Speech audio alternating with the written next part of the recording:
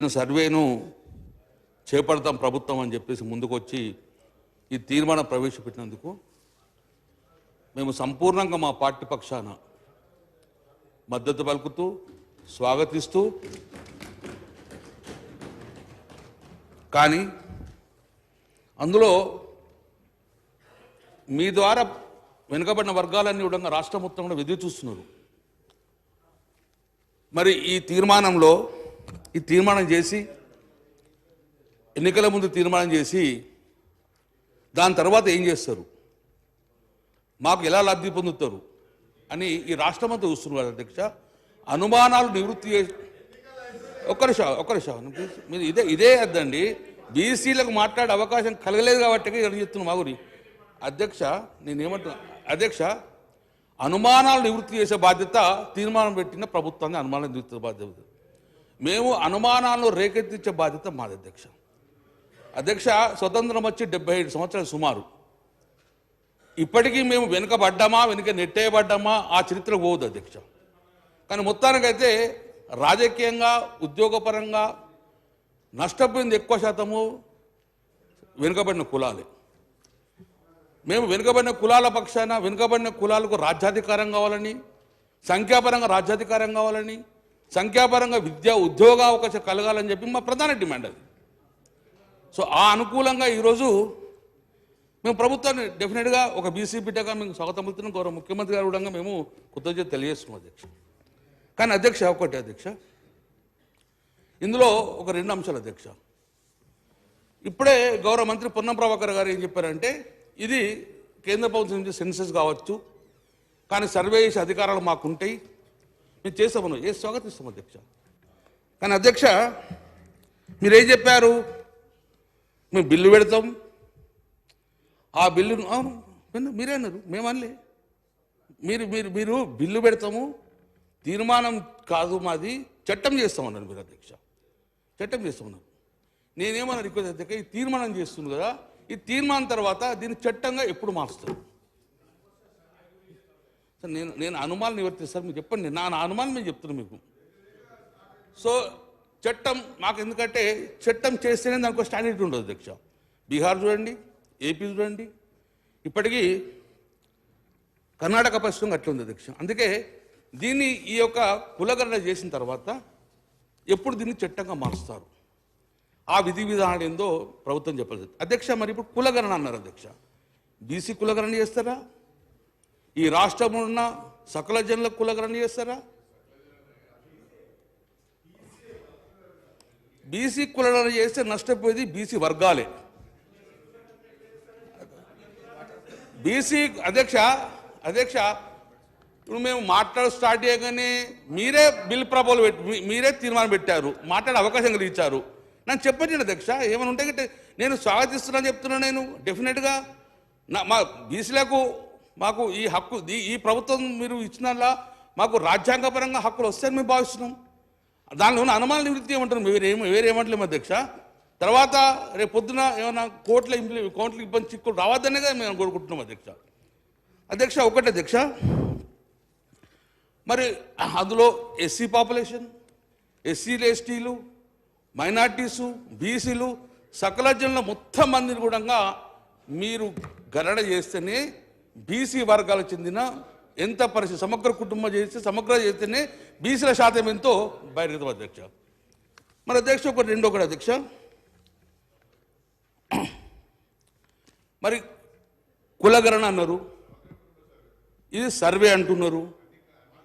What is the difference between the కులగణన and కుల survey? మరి ఇప్పుడు కులగణన చేసేది ఈ సెన్సస్ కేంద్రానికి సంబంధించిన ఇష్యూ, మరి రాష్ట్రాన్ని సర్వే చేస్తున్నారు. ఈ సర్వే చేసిన తర్వాత వాట్ ఈస్ ద నెక్స్ట్ అని కూడా గవర్నమెంట్ చెప్పాలి అధ్యక్ష. ఒకవేళ మీరు ఓన్లీ బీసీ వర్గాలు చేస్తారా? ఎందుకంటే 1931లో చేసిన తర్వాత 2011లో కేంద్ర ప్రభుత్వం సెన్సస్ చేసిన అధ్యక్ష. ఆ సెన్సస్లో అప్పుడు ఓసీ, ఎస్సీ, ఎస్టీ అని చేయడం వల్ల ఆ రోజు ఫస్ట్ టైం 2011లో central government socio economic caste census చేసిన అధ్యక్ష 2011లో. అప్పుడు దాన్ని ఎవరు చేశారు? మినిస్ట్రీ ఆఫ్ రూరల్ డెవలప్మెంట్ చేశారు అధ్యక్ష. ఎందుకంటే ఒక బీసీ వర్గం కాకుండా అన్ని చేద్దాం అధ్యక్ష. మరి ఈరోజు తెలంగాణ రాష్ట్రంలో బీసీ కమిషన్ ద్వారా చేస్తారా, లేకుంటే గవర్నమెంట్ చేస్తుందా, లేకుంటే సెపరేట్ ఒక కమిషన్ చేసి ఈ యొక్క బీసీ గణన చేస్తారో మీరు చెప్పాల్సి అధ్యక్ష. గణన చేస్తారు అధ్యక్ష. ఎందుకంటే ఇప్పుడు బీహార్లో చేసింది జిఏడి చేసింది అధ్యక్ష, బీసీ కమిషన్ చేయలేదు. సో నా ప్రధాన డిమాండ్ ఏంటి అధ్యక్ష అంటే, ఒక బీసీ వర్గాలు కాకుండా ఈ రాష్ట్రంలో ఉన్న ప్రతి కుటుంబంలో ప్రతి ఇండ్లను సర్వే చేసి వారి వారి క్యాస్ట్ను మీరు సర్వే చేయాల్సిందిగా నేను ప్రధాన డిమాండ్ ఇస్తుంది. తద్వారానే ఈ బీసీలలో శాతభేదత ఉంటుంది అనేది బహిర్గతం అధ్యక్ష. ఇది ప్రధాన డిమాండ్ అధ్యక్ష. ఓన్లీ బీసీలను చేస్తే నష్టపోయేది మళ్ళీ బీసీలే. కాబట్టి దయచేసి అధ్యక్ష, లేదు అన్ని వర్గాలను చేస్తారంటే మాత్రము ఇది బీసీ కమిషన్ ద్వారా చేస్తారా, లేకుంటే గవర్నమెంట్ పరంగా చేస్తారా, లేకుంటే సెపరేట్ కమిషన్ ద్వారా వేసేసి ఈ యొక్క బీసీ గణాంకాలను చేయాల్సిందిగా అధ్యక్ష. రెండో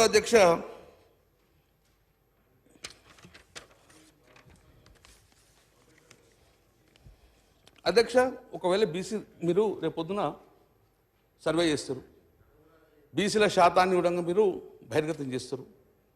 దాని తర్వాత మాకేమేమి అవకాశాలు ఇస్తారు అధ్యక్ష? మీరు మొన్ననే ఒకటి కామారెడ్డిలో ఒక రిజల్యూషన్ చేశారు, బీసీ డిక్లరేషన్ చేశారు అధ్యక్ష. అందులో చాలా బీసీలకు పెద్ద పెట్టేస్తారు అధ్యక్ష. సో ఆ ప్రకారంగా మీరు మాకు విద్య నెంబర్ 1, అందులో ఉద్యోగం నెంబర్ 2, ముఖ్యంగా లోకల్ బాడీస్. ఎందుకంటే ఇప్పుడు సెన్సెస్ కాదు, సో చట్టసభల్లో మేము డిమాండ్ చేసే అవకాశం లేదు. చట్టసభలలో మాకు రాజ్యాధికారం కావాల్సింది కేంద్ర ప్రభుత్వం నిర్ణయం. కాబట్టి లోకల్ బాడీలో మీకు అధికారం ఉన్నది, లోకల్ బాడీలో మాకు ఎంత శాతం మీకు చేయగలుగుతారు? మీరేమిచ్చారు? మీరు కామారెడ్డిలో మీరు ఏం చెప్పిన డిక్లరేషన్ 42% మీకు లోకల్ బాడీస్లలో మీకు ఇస్తున్నారు. మరి రేపు పొద్దున మీరు చేసిన 42 మీకు ఇచ్చిన తర్వాత ఎస్సీ ఎస్టీ కనుక 50% దాటిపోతే మీరు ఏం స్టెప్ తీసుకోగలుగుతారు? 50% రిజర్వేషన్ దాటిన తర్వాత దాన్ని కూడా క్లియర్గా మీకు బిల్లులో పెట్టేటప్పుడు మొత్తం చెప్పాల్సిన బాధ్యత మీకు ఉంది అధ్యక్ష. ఇంకోటి, మరి దీనికి టైం బాండ్ ఎంత, ఎన్ని ఫేసులు చేస్తారు? మీకు పార్లమెంట్ ఎన్నికలు వస్తున్నాయి, ఈ పార్లమెంట్ ఎన్నికల లోపల సర్వే మొత్తం కంప్లీట్ చేస్తారా? ఆ సర్వే చేసిన తర్వాత దాని చట్టాన్ని ఎన్ని రోజులు మాస్తారు? విధి విధానాలు ఎప్పుడు చెప్తారు? ఇంకా టైం బాండ్ ఏమైనా ఉందా? సో మీరు ఏమిటి తీర్మానంలో పెద్ద ఏం లేదు టైం బాండ్. మొదటి ఫేజ్లో ఎంత ఇస్తారు? ఒకటే ఫేజ్ చేస్తారా, ఒక ఫేజ్ 2 ఫేజ్ చేస్తారా? టైం బాండ్ ఎంత, టైం లిమిట్ ఎంత? అధ్యక్ష, మొన్న బడ్జెట్లో చదివినాం మేము, బీహార్లో మొన్న సెన్సస్ చేసినప్పుడు వాళ్ళు సుమారు 500 నుంచి 600 కోట్ల రూపాయలు ఖర్చు పెట్టారు. మరి దీనికి ఇంత పెద్ద సర్వే చేయాలంటే ఎన్ని కోట్లు పెడుతున్నారు? మీరు ఏ బడ్జెట్ చెప్పలే. మరి కులగణ చేస్తా అన్నారు, మీరు ఎంత బడ్జెట్ అలా కట్టి చేసిర్రు? దీనికి కావాల్సిన బడ్జెట్ ఎంత, దానికి ఎంత చేయగలుగుతారు కూడా మీరు ఎక్కడ మెన్షన్ చెప్పేసారు. దాని కూడా క్లియర్గా ఇంత టైం బాండ్ ఇన్ని ఫేసులు చేస్తాము, దీని ప్రకారంగా ఇంత బడ్జెట్ అవసరం అని కూడా మీరు చెప్పాల్సిన బాధ్యత మీద అధ్యక్ష. టైం లిమిట్ కూడా అధ్యక్ష, టైం బాండ్ కూడా అధ్యక్ష. మరి ఇవన్నీ కూడా బయట ప్రజలందరూ చూస్తున్నారు అధ్యక్ష. మరి ఈ ఫలాలు మాకు ఎప్పుడు అందుతాయి? సుమారు 77 సంవత్సరాల నుంచి మేము ఎదురు చూస్తూ ఉన్నాం. చాలా సందర్భాలలో మాకు రాజ్యాధికారం కావాలి, సంఖ్యాపరంగా రాజకీయం కావాలి కొట్లాడుతున్నాం, విద్యా అవకాశాలు లేవు అనుకున్నాం. ఇంత 119 ఎమ్మెల్యేలలో కనీసం మామూలు ఒక 50% మంది ఉంటారని మేము భావించినాం. చట్టసభలలో కావాలని మీరు అదే డిమాండ్ ఉంది. నేను గౌరవ ముఖ్యమంత్రి గారిని రిక్వెస్ట్ చేస్తున్నాను అధ్యక్ష, మీ పరంగా గౌరవ ముఖ్యమంత్రి గారిని మేము రిక్వెస్ట్ చేస్తున్నాం, మీ పరంగా ఎంత విలువ అయ్యింది. కానీ గతంలో గౌరవ ముఖ్యమంత్రి కేసీఆర్ గారు ఉన్నప్పుడు మేమందరం ఒక తీర్మానం చేసి పంపించి చేసినాం. రేపు పొద్దున అదే తీర్మానాన్ని కూడా కేంద్రానికి పంపించేసి చట్టసభలలో కూడా మాకు రాజ్యాధికారం కావాలని చెప్పి ఆ డిమాండ్ కూడా గౌరవ ముఖ్యమంత్రి ముందుండి చేయించాలని చెప్పి నేను రిక్వెస్ట్ చేస్తున్నాను రేవంత్ రెడ్డి గారిని. అధ్యక్ష, ఇప్పటివరకు బీహార్లో కుల సర్వే చేశారు అధ్యక్ష. కానీ కొన్ని ఇబ్బందుల వల్ల హైకోర్టు డైరెక్షన్ ఇచ్చింది, కులగణన ఏమన్నా సర్వే చేసింది, కానీ సుప్రీంకోర్టులో కొంచెం ఇబ్బంది పెట్టింది అధ్యక్ష. ఇప్పటికీ ఆ చిక్కులుడంగా సమస్య పరిష్కారం కాలేదు అధ్యక్ష. తర్వాత కర్ణాటకలో అధ్యక్ష బీసీ కమిషన్ చేసిన సర్వే అది 2015 నుంచి చేసుకుంటా అధ్యక్ష. ఇప్పటి కూడా ఆ రిపీట్ను బహిర్గతం సబ్మిట్ చేసే పరిస్థితి రాలేదు అధ్యక్ష. సో చిక్కులు ఉన్నాయన్న, చాలా చిక్కులు ఉన్నాయి. అటువంటి చిక్కులు మనం ఫేస్ కావద్దని చెప్పి నేను రిక్వెస్ట్ చేస్తున్నాను. నేను సంపూర్ణంగా నేను బీసీ మన మండల కమిషన్లు కొట్లాడుకున్న బీసీ వర్గాల కాబట్టి ఎక్కువ సంతోషం మా వర్గాల అధ్యక్ష. మా వర్గాల రిజర్వేషన్ వస్తే మేము మాట్లాడేది ఏ వర్గానికి వ్యతిరేకంగా అధ్యక్ష. మేమందరంగా ఏ వర్గానికి వ్యతిరేకంగా మాట్లాడము, ఏ కమ్యూనిటీకి వ్యతిరేకంగా మాట్లాడము. మాకు రాజ్యాధికారంలో మాకు హక్కులు కావాలని చెప్పి పోరాటం చేసి మా జాతులు ఇవన్నీ కూడా మాయి. మీరు ఇస్తా అంటే సంతోషం తీసుకుంటాం, దీవనాతలు ఇస్తాం, మేము అంతగానే ఎక్కువ ఏం చేయగలం అధ్యక్ష. బీహార్లో జిఏ డిపార్ట్మెంట్ ఇచ్చిన అధ్యక్ష వాళ్ళు 2023లో చేసిన అధ్యక్ష.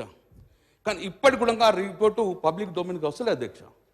అంటే చేస్తాం, తర్వాత పొలిటికల్ ప్రెజర్స్, భయంకర ప్రెజర్స్ ఉండడం వలన అది ఇప్పటికి బహిర్గతం కాలేకపోతుంది. ఆ అవకాశం కూడా మనం ఇవ్వకుండానే ఈ చట్టం చేసుకుని దాన్ని డైరెక్ట్ చట్టం చేసి విధివిధానం చేసే విధంగా మనకు సుప్రీంకోర్టులో కానీ ఎక్కడ చిక్కులు రావాలి కోర్టులో. వేరే క్యాస్ట్ ఇబ్బంది రాదు అధ్యక్ష. ఆంధ్రప్రదేశ్ స్టార్ట్ చేసింది అధ్యక్ష. వాళ్ళు ఇప్పుడు కూడా బహిర్గతం చేసే పరిస్థితి లేదు. మనం కూడా ఒకసారి సర్వే చేసిన తర్వాత ఈ యొక్క రిపోర్ట్ కూడా బహిర్గతం చేసే విధంగా మనం చట్టాన్ని తయారు చేసుకోవాలని చెప్పి నేను రిక్వెస్ట్ చేస్తున్నాను అధ్యక్ష. అధ్యక్ష ఇంకొకటి అధ్యక్ష,